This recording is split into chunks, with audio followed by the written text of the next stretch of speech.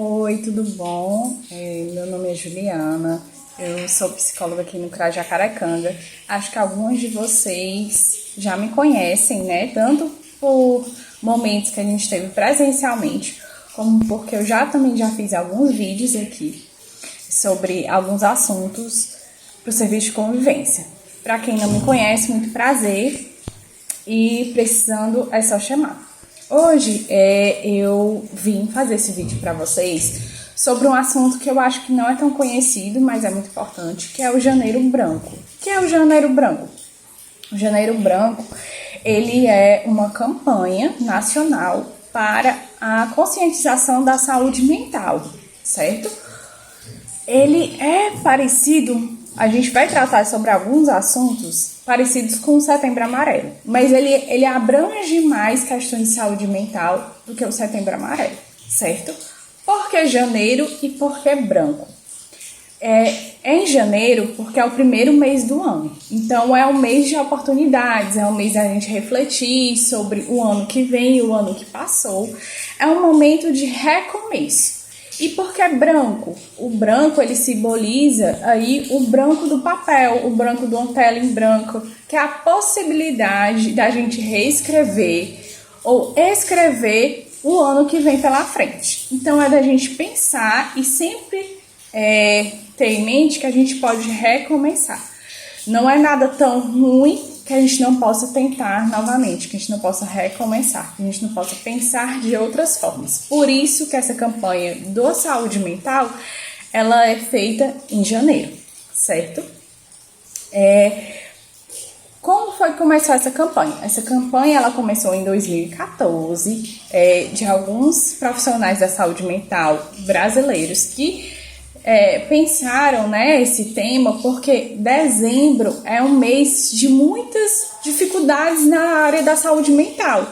É um mês que as pessoas às vezes se sentem solitárias, elas estão pensando que o ano não foi tão bom e acaba trazendo muito sofrimento.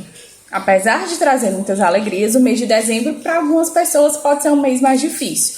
Por isso o mês de janeiro ele é pensado como um mês para a saúde mental, para a gente ajudar e repensar, tanto a gente individualmente como a gente no coletivo. Hoje especificamente, e esse ano especificamente, eu gostaria de falar da saúde mental relacionada ao Covid.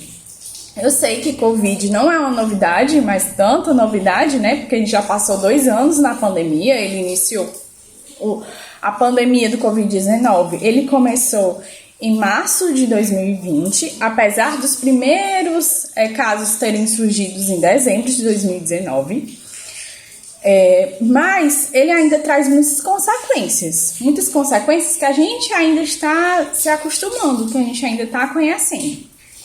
E uma delas é o impacto do Covid na saúde mental da população. Por que esse impacto? Porque o Covid, além de ser uma doença, que geralmente já traz uma angústia, pra gente, ela também trouxe vários comportamentos que como sociedade a gente não estava acostumado a ter, como principalmente o isolamento social. Geralmente, isolamento social é visto com muito maus olhos, Não é uma coisa que a gente quer para nossa vida. A gente quer compartilhar, a gente quer estar com as pessoas que a gente ama, mas no momento de Covid, o isolamento social ele foi necessário, ele foi fundamental, mas ele também veio com prejuízos, Então, como é que a gente pode pensar em restaurar a nossa saúde mental nesse momento? O isolamento social, ele ainda é necessário, ele não precisa ser tão rígido como foi lá em 2020 e em 2021, mas ainda precisa ter cuidados, a gente ainda precisa ter cuidados, Então, como é que a gente pode identificar que nossa saúde mental talvez não esteja tão legal assim? Primeiro, sobre a questão dos pensamentos. Então, a gente, às vezes, tem pensamentos que a gente chama de pensamentos intrusivos e repetitivos. O que são isso? São pensamentos que a gente está aqui lavando a louça e ele surge. Às vezes são pensamentos negativos, pensamentos que não fazem tão bem, Então, a gente tem que começar a observar se a gente tem esses pensamentos, em que frequência eles surgem, certo? Se a gente está falando de saúde mental, mas nossa saúde física não são coisas diferentes. A nossa saúde mental depende da nossa saúde física e vice-versa, certo?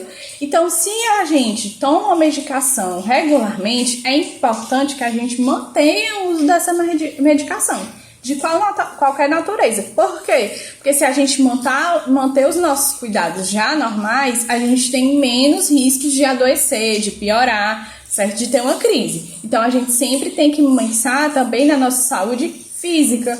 Além das medicações, uma alimentação saudável é muito importante para a nossa saúde mental, certo? Por quê? Porque o açúcar, o álcool, o café, ele pode influenciar no nosso sono, certo? No nosso dia a dia, na nossa hipertensão. Então, são coisas que também vão afetar a nossa saúde mental. Então, a gente sempre tem que tentar zelar pela nossa saúde física e mental, certo?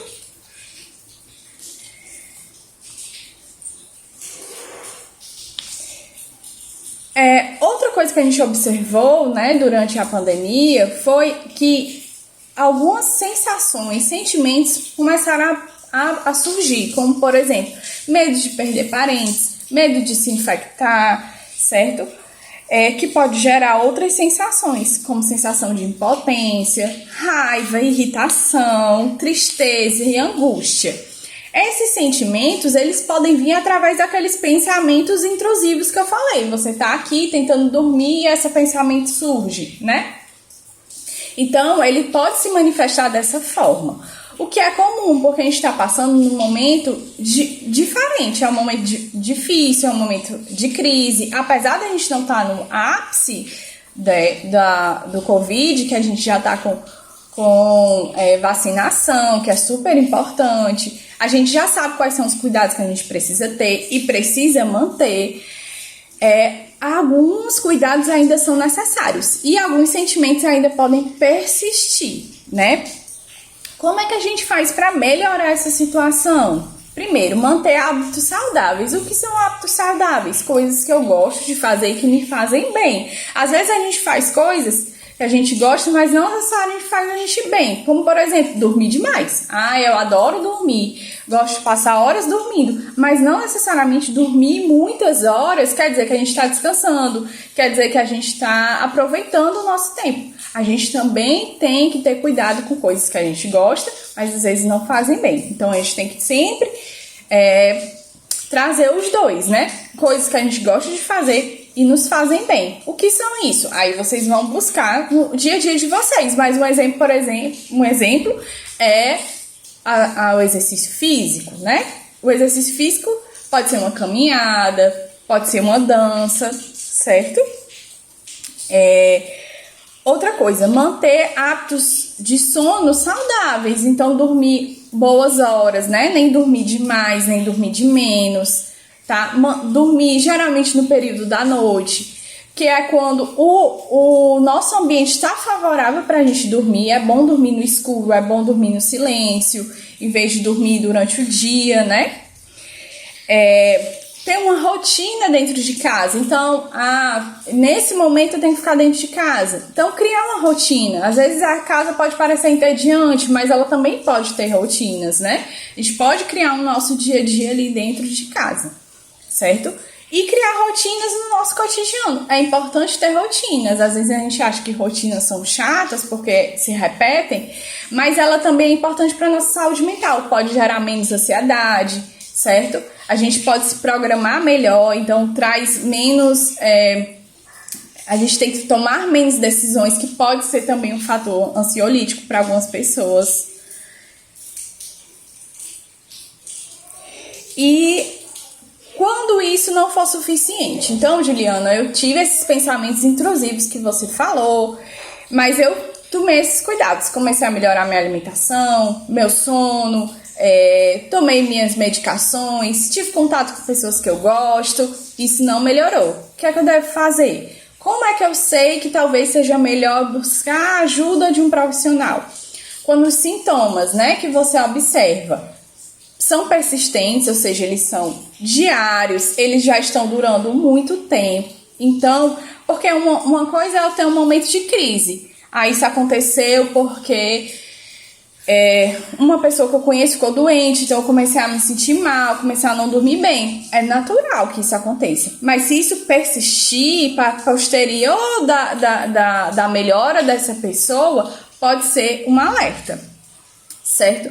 Um sofrimento intenso. Então, a gente sempre passa por dificuldades, mas eu sabia lidar com elas, né? Eu tinha as minhas formas de lidar com as minhas dificuldades e hoje elas não estão mais funcionando.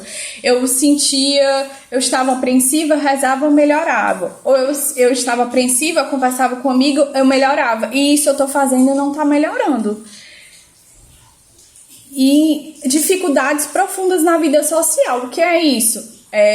Eu gosto de ter contato com algumas pessoas. Hoje eu gosto mais de me isolar, eu não gosto mais de participar de momentos coletivos, eu não consigo mais conversar com os meus amigos e familiares. Isso pode ser uma dificuldade profunda na vida social. Então, se você sentir que já passou daquele primeiro estágio, que a gente pode controlar e que está persistindo, é bom procurar um profissional da saúde. No seu posto de saúde, no CAPS, se já for um caso mais grave, certo? Falar com alguém para buscar ajuda, porque esses pensamentos intrusivos, eles não são normais. A gente tem, claro, mas a gente geralmente cria estratégias para saber lidar com eles. Se a gente não está sabendo lidar naquele momento, a gente tem que procurar ajuda. Então, esse foi um vídeo mais longo, né, pra gente falar um pouco sobre as necessidades do Janeiro Branco. Eu espero que tenha ficado claro para vocês. Caso vocês tenham alguma dúvida, podem entrar em contato com a Bárbara, com a Graça e com a Dani, que elas falam comigo. E se quiserem que eu fale mais sobre isso, podem me chamar que eu falo novamente, tá certo? Tchau e muitas felicidades!